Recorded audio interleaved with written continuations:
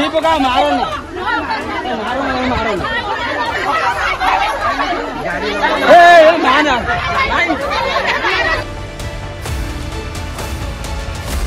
चोरा मद कारोबार को विरोध करी अंटा भिड़िले गाँ महिला चोरा मद बिकुवा एवं यही मद को सेमानक गाँव में पहुंचाउतबा मद बेपारी को धरी उत्तम मध्यम देवा सहित तागिद कले महिला माने। यही घटना देखा मिली कटक जिला महांगा थाना अंतर्गत आरिलो ग्राम में जो काम अबकारी विभाग और पुलिस करने कथा से काम को घर दांडू बाहर करें ग्रामर महिला माने।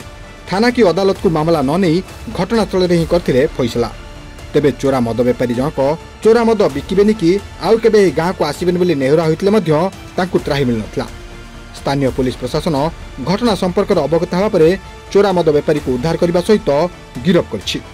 आरिलो भली एक छोटिया गाँवर माँ मैंने जो भली साहसिकतार परिचय देले ठीक अनुरूप भाव पीड़िता महिला माने निशा विरुद्ध में दृढ़ निष्पत्ति नेबाकू बुद्धिजीवी माने आह्वान करछंती।